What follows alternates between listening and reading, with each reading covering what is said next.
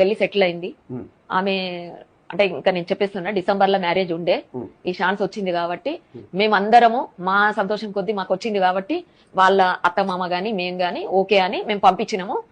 కానీ ఇప్పుడు మాట్లాడే మాటలల్లా మాకు కొద్దిగా ఇబ్బంది అనిపిస్తుంది. మాకేం లేదు, చేసుకునే భర్తకు లేదు, మాకు లేదు. మా అమ్మాయి ఏందో మాకు తెలుసు, వాళ్ళ కోడలేందో వాళ్ళకు తెలుసు. కానీ చుట్టుపక్కల వాళ్ళు ఎలా ఫీల్ అవుతారు, అయ్యో ఇలానంట కదా, అందరికీ తెలియదు కదండి. అలా అంటారు కదా, ఆ మాట మాట్లాడొద్దు కదా. ఏ ఆడపిల్లనైనా అట్లా మాట్లాడొద్దు. ఇట్లా లేని ఉన్నాయి ఇట్లా అట్లా అని. ఒక చిన్నోడు పెద్దోడు అంటే నా చిన్నన్నయ్య పెద్దన్నయ్య అనే చెప్పుకుంది అక్కడ ఆమె.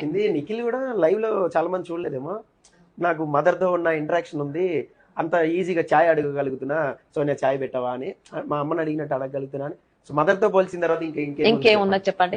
ఇంకేంటంటే ఆ అబ్బాయికి కూడా చెప్పింది, ఆ అబ్బాయికే కాదు హౌస్ లో మొత్తం మందికి చెప్పింది. బయటికి చెప్పలేదు కావచ్చు, ఆ ముచ్చట బయట పడనేస్తలేడు బిగ్ బాస్ గానీ, అది వాళ్ళ గేమ్ వాళ్ళ ఆట, అది వాళ్ళని మనం ఏం చేయలేము. కొంతమందిని కావాలని తీసుకున్నాడు, వాళ్ళని ఎట్లా ఆడిపియాలి, వాళ్ళని ఏం చేయాలనేది బిగ్ బాస్ ఇష్టం. ఉంచుకోవాలా, ఎల్లగొట్టాలా, ఆడిపియాలా, ఆడియొద్దా అనేది బిగ్ బాస్ ఇష్టం. అందుకే బిగ్ బాస్ కే వదిలేసినాం మేము.